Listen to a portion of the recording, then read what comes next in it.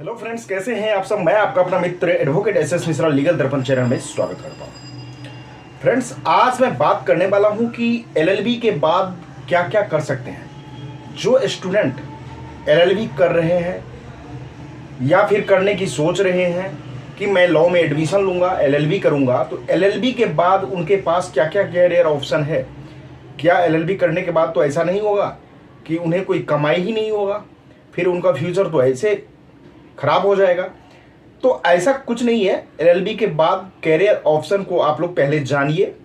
कुछ भी कोर्स आप करते हैं तो कोर्स को करने से पहले आपको जानना चाहिए कि एलएलबी के बाद या कोई भी कोर्स है उसके बाद हम किस किस क्षेत्र में जा सकते हैं। तो इसे जानने के लिए वीडियो को लास्ट तक देखें, और वीडियो देखने के बाद अच्छा लगता है तो चैनल को ज़्यादा से ज़्यादा सब्सक्राइब, वीडियो को ज़्यादा से ज़्यादा लाइक और शेयर करें। आइए फ्रेंड्स, जाते हैं। फ्रेंड्स, एलएलबी यानी लॉ की पढ़ाई जो विद्यार्थी लीगल फील्ड से बिलोंग करते हैं, जो लीगल फील्ड में जाना चाहते हैं, जो एलएलबी करना चाहते हैं, वो एलएलबी की पढ़ाई करते हैं, लॉ स्कूल में एडमिशन लेते हैं और अपनी जो ग्रेजुएशन के बाद लॉ करते हैं उनके 3 साल, और जो 12th के बाद लॉ करते हैं उनको 5 साल में कंप्लीट होता है लॉ का पढ़ाई। लॉ की पढ़ाई करने के बाद जब उनकी डिग्री उनके हाथ में आ जाता है तब उनको ये लगता है कि अब किस क्षेत्र में हमें जाना चाहिए।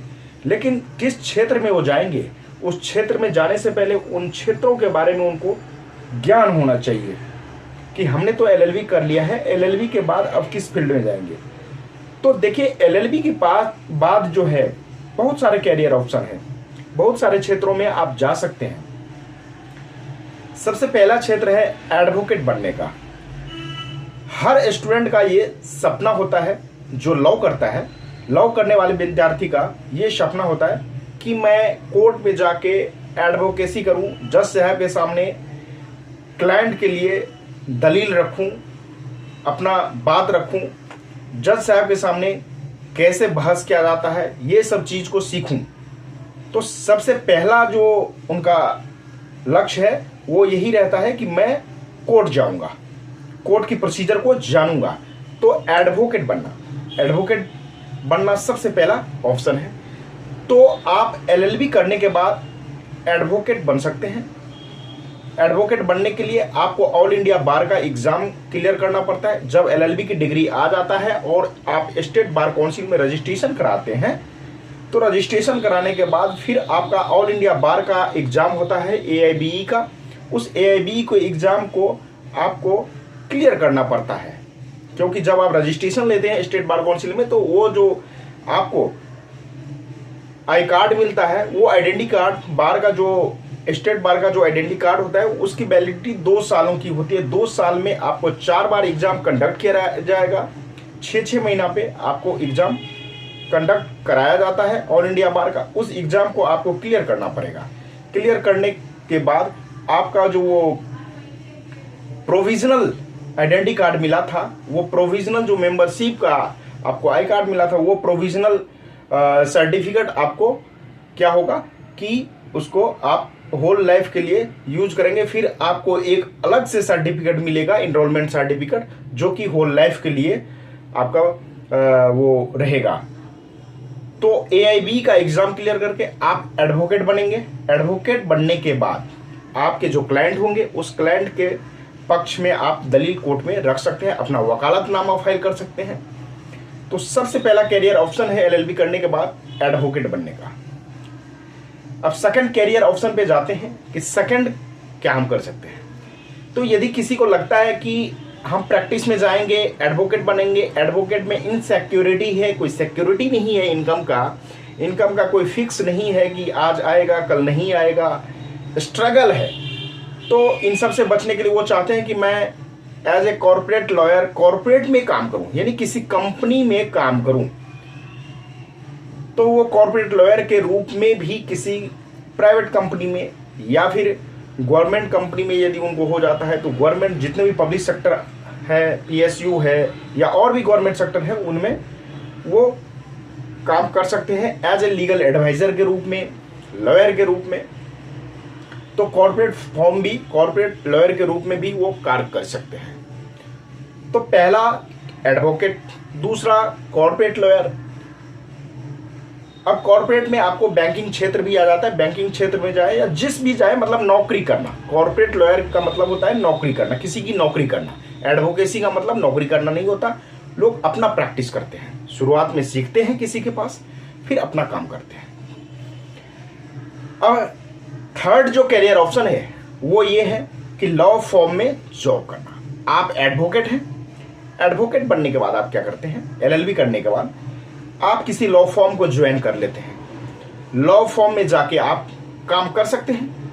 वहाँ पे आपको एक फिक्स सैलरी दिया जाएगा और जो फॉर्म के ऑनर रहेंगे, जो आपके सीनियर रहेंगे, उसके अकॉर्डिंग आपको कार्य करना पड़ेगा।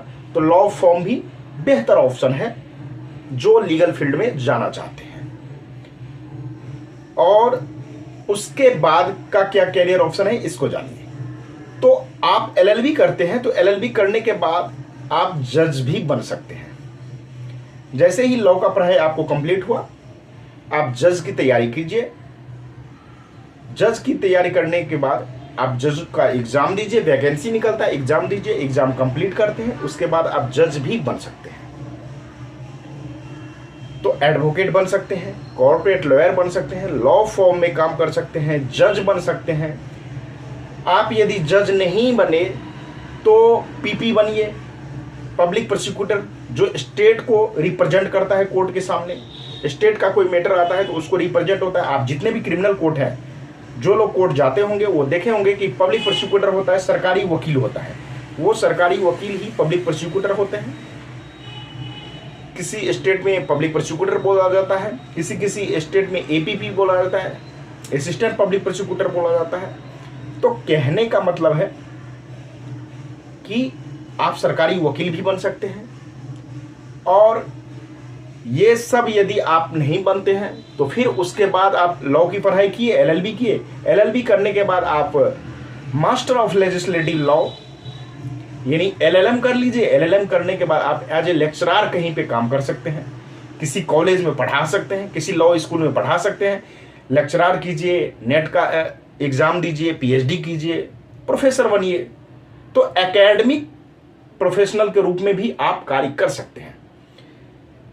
तो एलएलबी की पढ़ाई जो भी विद्यार्थी कर रहे हैं या करना चाह रहे हैं, उनको इसके बारे में नॉलेज होना चाहिए कि हम जब एलएलबी कंप्लीट कर लेंगे तो एलएलबी के बाद हम क्या कर सकते हैं। तो एलएलबी के बाद जैसा कि हमने अभी बताया है, आप एडवोकेट बन सकते हैं, कॉर्पोरेट लॉयर बन सकते हैं, लॉ फॉर्म में काम कर सकते हैं, जॉब कर सकते हैं, जज बन सकते हैं, पब्लिक प्रोसिक्यूटर बन सकते हैं, और आप एकेडमिक प्रोफेशनल यानी कि किसी लॉ स्कूल में, लॉ कॉलेज में आप लेक्चरर के रूप में या प्रोफेसर के रूप में पढ़ा सकते हैं। वहाँ पे जाके आप पढ़ाने का भी कार्य कर सकते हैं। तो बहुत ही बेहतर ऑप्शन है, बहुत ही वाइडर ऑप्शन है। ऐसा नहीं है कि शॉर्टर है, छोटा सा क्षेत्र है लीगल का। लीगल बहुत बड़ा है।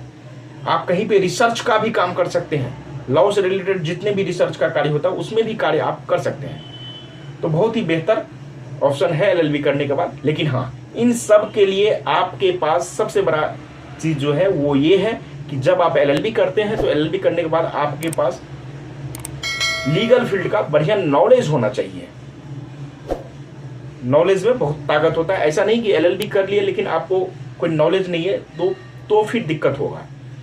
एलएलबी किए हैं, आपके पास लीगल फील्ड का नॉलेज है, लॉ का नॉलेज है, तो आपके पास सुनहरा अवसर है, सुनहरा क्षेत्र है, बेहतर भविष्य है। वीडियो कैसा लगा आप मुझे कमेंट करके जरूर बताना। कोई कंफ्यूजन हो तो आप मुझे कमेंट करना, उसका रिप्लाई देने का कोशिश करूंगा। आज तक के लिए फ्रेंड्स इतना ही, फिर मिलते हैं नेक्स्ट वीडियो में। तब तक के लिए धन्यवाद।